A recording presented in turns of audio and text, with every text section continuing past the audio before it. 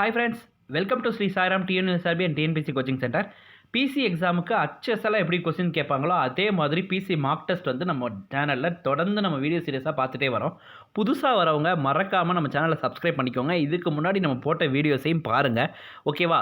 And note and பேனா ஒன்று எடுத்து வச்சுக்கோங்க. 50 முக்கியமான கொஸ்டின்ஸ்க்கு 50 ஆன்சர்ஸோட மட்டும் இல்லாமல் அடிஷ்னலாகவும் நம்ம நிறைய தகவல்கள் இதில் பார்ப்போம், சரிங்களா? ஸோ ஜிஎஸ் பற்றி ஒரு 45 கொஸ்டின்ஸும் 5 கொஸ்டின்ஸ் தமிழ் இலக்கணம் சார்ந்து தமிழ் தகுதி தேர்வு சார்ந்த கொஸ்டின்ஸும் நம்ம பார்ப்போம். ஃபஸ்ட் கொஸ்டினுக்கு போகலாம். ரைட். வாக்கியம் 1. ஒரு வித்தலை தாவர வேரில் பாரன் கைமா செல்களாலான பித் உண்டு. சரி. இருவித்தலை தாவர வேரில் பித் அல்லது மெடுலா இல்லை. சரி. அப்போ வாக்கியம் 1, 2 ரெண்டுமே சரி. கொஸ்டின் நம்பர் 2 பாருங்கள், ரொம்ப முக்கியமான ஒரு பொறுத்துக. இந்திராவதி தேசிய பூங்கா எங்கே இருக்குன்னா சத்தீஸ்கர், ஓகேங்களா? இந்திராவதி தேசிய பூங்கா சத்தீஸ்கர். பெரியார் தேசிய பூங்கா கேரளா, ஓகேவா? நந்தா தேவி தேசிய பூங்கா உத்தரகாண்ட்.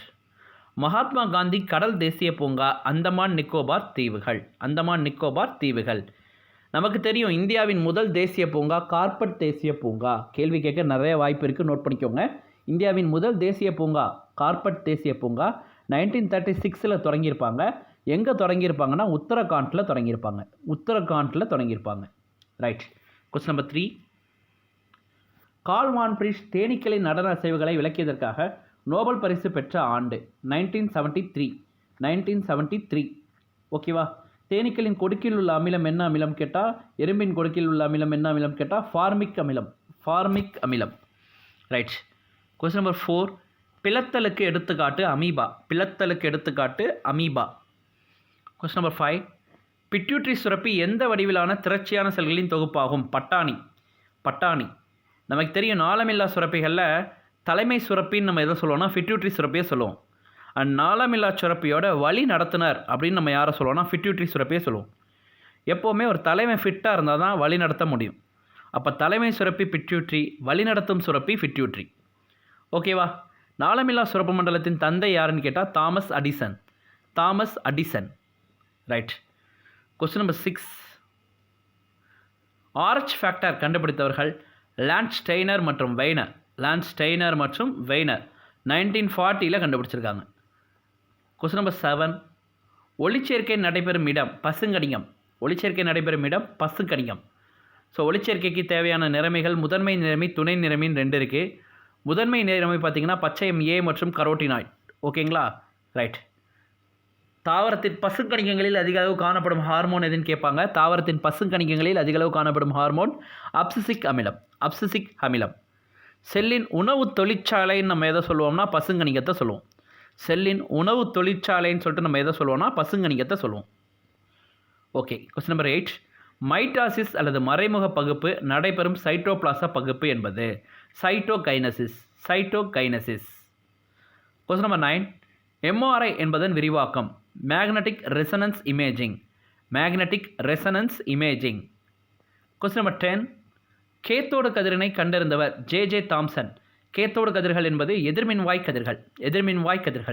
அதேமாதிரி நியூட்ரானை கண்டுபிடிச்சவங்க யாருன்னு கேட்டால் James Chadwick. Right. Question number 11. இந்தியாவின் முதல் அணுகுண்டு சோதனையான லாஃபிங் புத்தா, சிரிக்கும் புத்தர் நடைபெற்ற ஆண்டு 1974. கொஸ்டின் நம்பர் 12 பாருங்கள், முக்கியமான அமிலம் சார்ந்தது. தயிரில் காணப்படும் அமிலம் லாக்டிக் அமிலம். ஆரஞ்சில் உள்ள அமிலம் அஸ்கார்பிக் அமிலம். தேநீரில் உள்ள அமிலம் டானிக் அமிலம். வயிற்றில் சுரப்பது ஹைட்ரோக்ளோரிக் அமிலம். அதே மாதிரி ஆப்பிளில் இருக்கிற அமிலம் மாலிக் அமிலம். மாலா ஆப்பிள்னு வச்சுக்கோங்க. தக்காளியில் இருக்கிற அமிலம் ஆக்சாலி தக்காளி. எலுமிச்சை பழத்தில் உள்ள அமிலம் சிட்ரிக் அமிலம். திராட்சையில் உள்ள அமிலம் டாட்டாரிக் அமிலம். ரைட். Question number 13. சிறந்த மலேரியா நிவாரணிகளுக்கு எடுத்துக்காட்டு குயினைன், குளோரோகுயின், பிரிமாகுயின். அனைத்தும் சரி. ஸோ ஆன்சர் இஸ் அனைத்தும் சரி. அதில் இந்த குயினைன் பார்த்திங்கன்னா சின்கோனா மரத்தின் மரப்பட்டைகளில் இருந்து பெறப்படுகிறது. மலேரியா நோய்க்கு ஒரு முக்கியமான மருந்தாக இது பயன்படுது. மலேரியா வந்து பார்த்திங்கன்னா பரப்பும் கொசு என்னன்னு கேட்டால் பென் அனோபிலஸ் கொசு. அதே மாதிரி மலேரியா பரப்பக்கூடிய ஒட்டுண்ணி என்னன்னு கேட்டால் பிளாஸ்மோடியம். ரைட்டுங்களா? மலேரியா பென் அனோபிலஸ் கொசுவால் தான் பரவுது அப்படிங்கிற தகவலை ஃபஸ்ட்டு கண்டிருந்தவர் யாருன்னு கேட்டால் சர் ரொனால்டு ராஸ். சர் ரொனால்டு ராஸ். ரைட். Question number 14. ஒரு நானோமீட்டர் என்பது 10⁻⁹. ஒரு நானோமீட்டர் என்பது 10⁻⁹. Question number 15. அரசர் தனக்கு உதவி செய்வதற்காக பணியில் அமர்த்தப்பட்டவர் புரோகிதர். தலைமை குருவை என்ன சொல்லுவோம்னா புரோகிதர்னு சொல்லுவோம். Question number 16. பாரிஸ் அமைதி மாநாட்டில் முக்கிய பங்கு வகித்தவர்கள் 3 பேருமே வருவாங்க. Woodrow Wilson America, Lloyd George England, Clemenceau France. 3மே சரி. Question number 17. இஸ்லாமை தோற்றுவித்தவர் நபிகள் நாயகம். நபிகள் நாயகம். Question number 18. வித்யாசாகரின் அயராத முயற்சியால் விதவை மறுமண சட்டம் கொண்டு வரப்பட்ட ஆண்டு 1856. நல்லா ஞாபகம் வச்சுக்கோங்கப்பா. விதவை மறுமண சட்டம் வந்தது 1856. அது ஈஸ்வர சந்திர வித்யாசாகர் அவர்களோட முயற்சியால் வந்தது. அதே விதவை மறுமண சங்கம்னு கேட்டால் 1861 வந்திருக்கும், ஏற்படுத்தியிருப்பாங்க. அது எம்ஜி ரானடே ஏற்படுத்தியிருப்பாங்க. அட் த சேம் டைம் முதல் முறையாக திருமண வயது சட்டம் யாருடைய முயற்சியால் கொண்டு வரப்பட்டது கேட்டாலும் ஈஸ்வர சந்திர வித்யாசாகர். ஈஸ்வர சந்திர வித்யாசாகர். ஓகேவா? நவீன வங்காள உரைநடையின் தந்தை. நவீன வங்காள உரைநடையின் தந்தை அப்படின்னு நம்ம யாரை சொல்லுவோம்னா ஈஸ்வர சந்திர வித்யாசாகர். ஈஸ்வர சந்திர வித்யாசாகர். இது எல்லாமே ரொம்ப முக்கியமான ஒரு கேள்விப்பா. அப்போ நவீன வங்காள உரைநடையின் தந்தை ஈஸ்வர சந்திர வித்யாசாகர். ஈஸ்வர சந்திர வித்யாசாகர் கொண்டு வந்த சட்டம் விதவை மறுமண சட்டம். விதவை மறுமண சட்டம் எப்போது கொண்டு வரப்பட்டது? 1856. யாருடைய முயற்சியால் முதன்முறையாக திருமண வயதுக்குரிய சட்டம் இயற்றப்பட்டது கேட்டாலும் ஈஸ்வர சந்திர வித்யாசாகர். அண்ட் விதவை மறுமண சட்டம்னு கேட்டால் 1856 ஈஸ்வர சந்திர வித்யாசாகர். விதவை மறுமண சங்கம்னு கேட்டால் 1861 MG Ranade. MG Ranade. Question number 19. Sivaganga சிங்கம் என அழைக்கப்பட்டவர் சின்ன மருது. ஓகேவா? ஆங்கிலேயரின் நாடு பிடிக்கும் கொள்கைக்கு ஃபஸ்ட்டு எதிர்வினை யாற்றிருந்ததுன்னு கேட்டால் பூலித்தேவர். பூலித்தேவர். Question number 20. ஆற்காடு போர் நடைபெற்ற ஆண்டு 1751. 1751 நடந்திருக்கும். ஆற்காட்டு போர் எப்போ நடந்துச்சு? 1751 நடந்துச்சு. Question number 21. உலகின் ஒளி என அழைக்கப்பட்டவர் நூர்ஜஹான். நூர்ஜஹான். ஓகேவா? ரைட். ரொம்ப முக்கியமான ஒரு கேள்வி, முகல்ஸில் வரும். அதே மாதிரி ஆலம்கீர் அப்படின்னு நம்ம யாரை சொல்லணும்னா அவுரங்கசீப்பை சொல்லுவோம். அவுரங்கசீப்பை ஆலம்கீர்னு சொல்லுவோம். உலகினை வென்றவர்னு அர்த்தம். உலகினை வென்றவர்னு அர்த்தம். ஓகேவா? அதே மாதிரி கட்டிடக்கலையின் இளவரசன், உலகின் அரசன் சொல்லிட்டு ஷாஜகானை சொல்லுவோம். ஷாஜகானை சொல்லுவோம். ஓகே, இதெல்லாம் ரொம்ப முக்கியமான ஒரு கேள்விப்பா. ஹுமாயூனோட மீனிங் என்னன்னு கேட்டால் அதிர்ஷ்டசாலி. ஹுமாயூனோட மீனிங் என்னன்னு கேட்டால் அதிர்ஷ்டசாலி. ஷெர்ஷாவில் ஷெர் என்பதன் பொருள் என்னன்னு கேட்டால் புலி. ஷெர்னா என்னன்னா புலி. Question number 22. முகமது கஜினி சோமநாதபுரம் மீது படையெடுத்த ஆண்டு கிபி 1025. கிபி 1025. Question number 23. தட்சிண மேரு என அழைக்கப்படும் கோவில் தஞ்சை பெரிய கோவில். தஞ்சை பெரிய கோவில். Question number 24. களப்பிரர் காலத்தை பற்றி அறிய உதவும் இலக்கிய சான்றுகளில் தவறானது. தமிழ் நாவலர் சரிதை இவங்களை பற்றி தெரிஞ்சுக்க உதவும். யாப்பெருங்கலமும் இவங்களை பற்றி தெரிஞ்சுக்க உதவும். சேக்கிலாரின் பெரிய புராணமும் களப்பிரர் காலத்தை பற்றி அறிய உதவும். அப்போ அறிய உதவும் சான்றுகளில் தவறானது எதுன்னு கேட்டால் திருக்குறள். திருக்குறள். Question number 25. மக்கள் தமது வசதிக்கேற்ற வகையில் செலுத்துவதற்காக அரசு விதிக்கும் முறைகளில் ஒன்று சமத்துவ விதி. சமத்துவ விதி. Question number 26. மனிதவள மேம்பாடு குறியீடுகளில் தவறானது. பாலினத்தை பற்றி அது சொல்லாது. ஓகேங்களா? Human development index. ஓகேவா? மெஹபூப் உல் ஹக் மற்றும் அமர்த்தியா சென் இந்த குறியீடை உருவாக்கியிருப்பாங்க. மனிதவள மேம்பாட்டு குறியீடை உருவாக்கியிருப்பாங்க. சரிங்களா? இதெல்லாம் ரொம்ப முக்கியமான ஒன்று. அந்த மனிதவள மேம்பாட்டு குறியீடு எல்லாத்தெல்லாம் உள்ளடக்கியதுன்னு கேட்டால் ஆயுட்காலம், கல்வி அளவு, வயது வந்தோருக்கான கல்வி அறிவு, வாழ்க்கை தரம், இது எல்லாத்தையும் சொல்கிறது. Question number 27. 1875 ஆரிய சமாஜத்தை நிறுவியவர் சுவாமி தயானந்த சரஸ்வதி. சுவாமி தயானந்த சரஸ்வதி பஞ்சாபில் நிறுவியிருப்பார். ஓகேவா? மூல் சங்கர் என்பது அவருடைய இயற்பெயர். மூல் சங்கர் என்பது அவருடைய இயற்பெயர். அதே மாதிரி பேக் டு வேதாஸுங்கிறது அவரோட முக்கியமான ஸ்லோகன். வேதங்களை நோக்கி திரும்புவோம் என்ற முழக்கத்தை ஏற்படுத்தியவர் யாருன்னு கேட்டால் Swami Dayananda Saraswati. At the same time மதம் மாறிய இந்துக்களை திருப்பி இந்து மதத்துக்கு கொண்டு வருவதற்காக சுத்தி இயக்கம் அப்படின்னு சொல்லிட்டு ஒரு இயக்கத்தை தொடங்கியிருப்பார் தயானந்த சரஸ்வதி. மூல் சங்கர் என்பது தயானந்த சங்கர் சரஸ்வதியோட இயற்பெயர் பார்த்தோம். அண்ட் தயானந்த சரஸ்வதி எழுதிய ஒரு முக்கியமான நூல் தான் சத்தியார்த்த பிரகாஷ். சத்தியார்த்த பிரகாஷ். ஸோ நீங்கள் ஆரிய சமாஜம் எடுத்தால் அது வருஷம் 1875. எந்த இடம்னு கேட்டால் பஞ்சாப்பு. நிறுவனவர் யாருன்னா தயானந்த சரஸ்வதி. அந்த தயானந்த சரஸ்வதி அவர்களோட இயற்பெயர் என்னன்னு கேட்டால் மூல் சங்கர். மூல் சங்கர். அண்ட் தயானந்த சரஸ்வதியோட முக்கியமான முழக்கம் தான் வேதங்களை நோக்கி திரும்புவோம். இவர் தொடங்கின முக்கியமான இயக்கம் தான் சுத்தி இயக்கம். சுத்தி இயக்கத்தோட மீனிங் என்னென்னா மதமாறிய இந்துக்களை திருப்பி மீண்டும் இந்து மதத்துக்கு கொண்டு வருவதற்காக அவர் தொடங்கின இயக்கம் தான் சுத்தி இயக்கம். Right. Question number 28.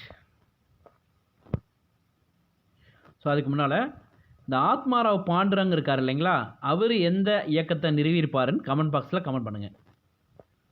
Question number 28. Ganga நீரை பகிர்ந்து கொள்ள இந்தியா மற்றும் வங்கதேசம் இடையேயான ஒப்பந்தம் பராக்கா ஒப்பந்தம்.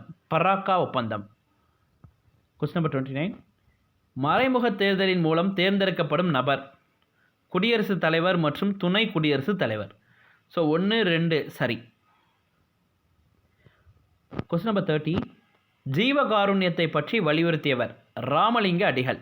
ராமலிங்க அடிகள். Question number 31. தேசிய நெடுஞ்சாலைகளில் பாதுகாப்பான மற்றும் தடையற்ற பயணம் செய்ய பாலங்களை கட்டுவதற்கான திட்டம் சேது பாரதம் திட்டம். இந்த சேது பாரதம் திட்டத்தை எந்த வருஷம் கொண்டாந்தாங்கிறத கமெண்ட் பாக்ஸில் கமெண்ட் பண்ணுங்கள். Question number 32. ஏகபோக போட்டியின் கோட்பாடு என்ற நூலை எழுதியவர் Edward H Chamberlain. Edward H Chamberlain. நேரடி மக்களாட்சியில் வாக்களிப்பவர் வாக்காளர்கள். வாக்காளர்கள். கொஸ்டின் நம்பர் 34 பாருங்கள். இந்த புரட்சிகள்லேருந்து ஒரு கேள்வி வரத்துக்கு நிறைய வாய்ப்பு இருக்குது. இளஞ்சிவப்பு புரட்சி என்பது எதை குறிக்குதுன்னா வெங்காயம், மருந்து பொருட்கள், இறால் அனைத்தும் சரி. ஓகேவா. சிவப்பு புரட்சி என்பது இறைச்சி மற்றும் தக்காளி. மஞ்சள் புரட்சி என்பது எண்ணெய் வித்துக்கள். தங்க புரட்சி என்பது பழங்கள். தங்க இலை புரட்சி என்பது சணல். வெள்ளி புரட்சி என்பது முட்டை. வெண்மை புரட்சி என்பது பால். வெள்ளிக்கிழமை முட்டை சாப்பிட மாட்டேன்பா அப்படின்னு ஞாபகம் வச்சுக்கோங்க. வெள்ளி புரட்சி முட்டை, வெண்மை புரட்சி பால். Question number 35. திருநெல்வேலிக்கு மிக அருகே உள்ள கயத்தாரின் பழைய கோட்டைக்கு முன்பாக கட்டபொம்மன் தூக்கிலிடப்பட்ட நாள் 16/10/1799. 16/10/1799. ஓகேவா. இந்தியாவின் மிகப்பெரிய எண்ணெய் வயல் Mumbai high. Mumbai high. Question number 37. முக்கியமான ஒரு பொறுத்துக. சென்னை சுதேசி சங்கம் 1852. கிழக்கிந்திய அமைப்பு 1866.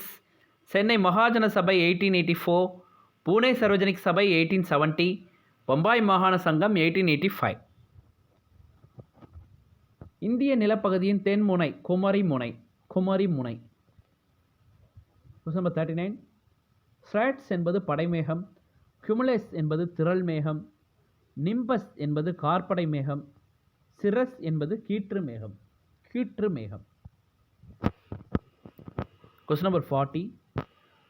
புவித்தட்டுகளில் ஏற்படும் அசைவினால் உருவாகும் பிளவுகளுக்கு எடுத்துக்காட்டு அனைத்தும் சரி. அனைத்தும் சரி. Question number 41. காற்றை மாசுபடுத்தும் முதன்மை மாசுபடுத்திகளில் சரியானது sulphur di oxide, nitrogen oxide, carbon di oxide, துகள் பொருட்கள் மற்றும் முதன்மை மாசுபடுத்திகள் அனைத்தும் சரி. Question number 42. இந்திய தேசிய காங்கிரஸ் உருவாக்கப்பட்ட ஆண்டு 1885. டிசம்பர் 28, 1885 உருவாக்கியிருப்பாங்க. இந்திய தேசிய காங்கிரஸோட முதல் கூட்டம் பம்பாயில் நடக்கும். WC பானர்ஜி தலைமை வகிப்பார். Question number 43. கீழே கொடுக்கப்பட்ட இணைகளில் தவறானது சிஆர் தாஸ் காலமானது 1925 கரெக்டு. ரவுலட் சட்டம் 1919 கரெக்டு. ஒத்துழையாமை இயக்கம் 1920 கரெக்டு. அலகாபாத் மில் வேலைநிறுத்தம் 1915 என்பது தவறு. தவறு. Question number 44. சட்ட மேலவை உறுப்பினர்களின் பதவிக்காலம் 6 ஆண்டுகள். கொஸ்டின் நம்பர் 45 ரொம்ப முக்கியமான ஒரு கேள்விப்பா. ஜாலியன் வாலாபாக் படுகொலை கண்டித்து வீர திருமகன் பட்டத்தை திருப்பி கொடுத்தவர் ரவீந்திரநாத் தாகூர். இதோட இந்த ஜிஎஸ் சார்ந்த 45 கொஸ்டின் முடிஞ்சிருச்சு. அடுத்து தமிழ் இலக்கணம் சார்ந்த 5 கொஸ்டின்ஸ் பார்க்கலாம். இருபெயரொட்டு பண்புத்தொகைக்கு எடுத்துக்காட்டு தருக. சாரை பாம்பு. நல்ல கவனிங்க. இருபெயரொட்டு பண்புத்தொகை அப்படின்னா பொதுப்பெயர் பின்னால் இருக்கணும், சிறப்பு பெயர் முன்னால் இருக்கணும். இப்போ பாம்பு என்பது ஒரு பொதுவான பெயர். அந்த பாம்புலேயே மலைப்பாம்பு, சாரை பாம்பு, நல்ல பாம்பு, ஓகேங்களா, கட்டுவிரியன் பாம்பு, இந்த மாதிரி ஏதாவதோட அந்த பாம்போட ஸ்பெசிஃபிக்கை சொல்கிறது சிறப்பு பெயர். பாம்பு என்பது ஒரு பொதுப்பெயர். இந்த மாதிரி பொதுப்பெயர் இருக்கணும், அதுக்கு முன்னால் சிறப்பு பெயர் இருக்கணும். அப்போ ஒரு சிறப்பு பெயரும் பொதுப்பெயரும் வர்றது தான் இருபெயரொட்டு பண்புத்தொகை. இருபெயரொட்டு பண்புத்தொகை. ரைட்டா? ரைட். இதே பாருங்களேன், அண்ணன் தம்பி வராது, தாய் சேய் வராது. ஏன்னா அண்ணன் தம்பி என்பது அண்ணனும் தம்பியும் உம்மை தொகையில் வரும். தாய் சேய் என்பது தாயும் சேயும் உம்மை தொகையில் வரும்.